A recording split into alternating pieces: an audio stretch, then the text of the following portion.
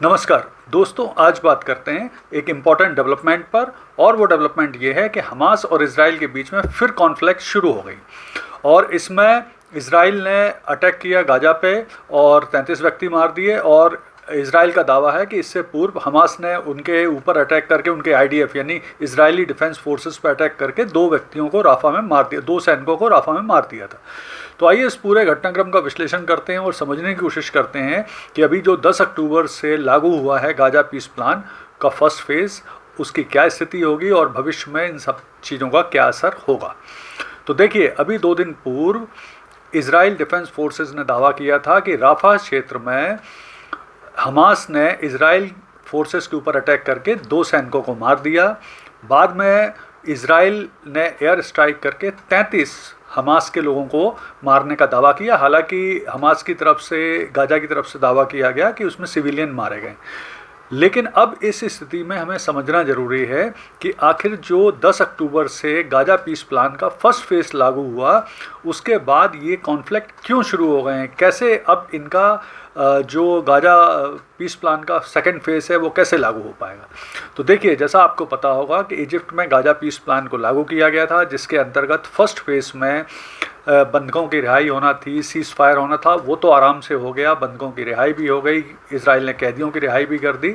और उसके बाद फर्स्ट फेज़ के बाद जो स्टेप बाय स्टेप प्रोसेस था, उसके बाद इजरायली सैनिकों को पीछे हटना था गाजा क्षेत्र से। इस प्रोसेस में ऐसा कहा जा रहा है, इजराइल की तरफ से दावा है कि हमास ने उनके सैनिकों पर अटैक करके 2 सैनिक मार दिए, जबकि हमास का कहना है कि उन्होंने ऐसा नहीं किया। बाद में फिर इजराइल ने एयर स्ट्राइक करके 33 व्यक्तियों को मार दिया जो कि हमास के लोग थे, ये दावा। इस बीच में अमेरिका ने कहा है कि दोनों देशों को रिस्ट्रेन रखना चाहिए। सऊदी अरब, कतर और इजिप्ट मध्यस्थता करने की कोशिश कर रहे हैं कि वापस ये ठीक हो सके। और आपको याद होगा, इससे पूर्व अभी ट्रंप ने एक दावा किया था कि अगर हमास ने अपने विरोधियों को गाजा में मारना बंद नहीं किया तो उनके पास कोई चॉइस नहीं रहेगी कि गाजा में घुस के हमास को पूर्ण रूप से ख़त्म करें। तो आखिर प्रॉब्लम क्या है, कहाँ ये प्रॉब्लम आ रही है। तो देखिए, जो गाजा पीस प्लान है उसके इम्प्लीमेंट होने में मुझे लगता है जो सबसे बड़ी प्रॉब्लम है वो है इजराइल और हमास के बीच में जो मिसट्रस्ट है, अविश्वास है, वो सबसे बड़ी भूमिका अदा कर रहा है।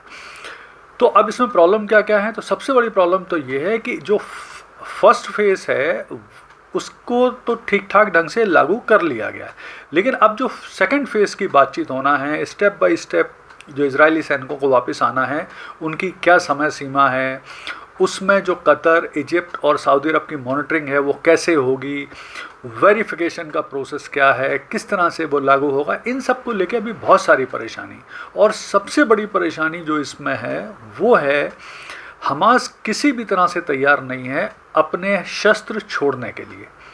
वो अपने हथियार नहीं डालना चाहता और यही सबसे बड़ी मुझे लगता है प्रॉब्लम है, अभी भी है। और आने वाले जब सेकंड फेज़ में लागू किया जाएगा, सेकंड फेज़ लागू होगा, तब भी परेशानी आएगी। दूसरी परेशानी है कि जो गाजा का पुनर्निर्माण योजना है, वो योजना कब से लागू होगी, कैसे लागू होगी, उसमें किस देश की क्या भूमिका होगी, फंड कैसे इकट्ठे किए जाएंगे, अब तक उसके बारे में पूर्णतः स्पष्टीकरण नहीं है। योजना है लेकिन स्पष्टीकरण नहीं है कब से होगा। इसके अलावा जो इजिप्ट, कतर और सऊदी अरब का वेरिफिकेशन और मॉनिटरिंग प्रोसेस है वो भी पूर्णतः स्पष्ट नहीं है। वो कब होगा, कैसे होगा, कितना होगा, कैसे करेंगे और उनके पास मैकेनिज्म क्या है कि वो वेरीफाई करेंगे कैसे इस चीज़ को।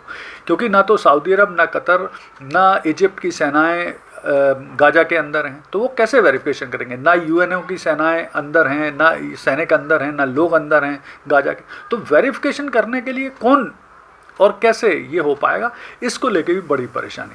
और कुल मिला के जो परेशानी है, जैसा मैंने कहा, मिसट्रस्ट है।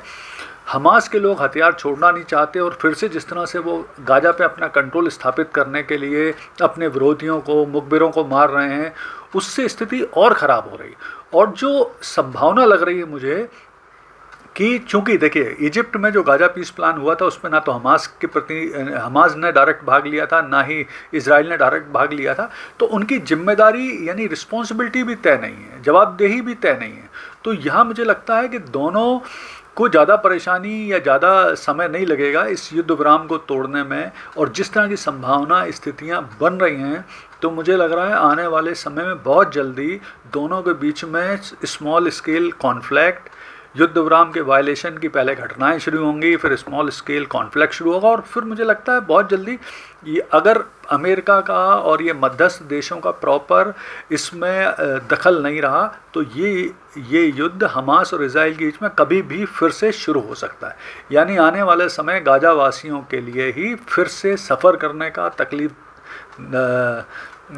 दायक बनने का आने वाला है। संभावना यही है कि जितना जल्दी इसमें अमेरिका और मध्यस्थ देश हस्तक्षेप करके स्थिति को संभालें, दोनों को समझाएं और प्रॉपर स्थिति को नियंत्रित करने की कोशिश करें, अदरवाइज सेकंड फेज लागू होना बहुत मुश्किल होगा। धन्यवाद।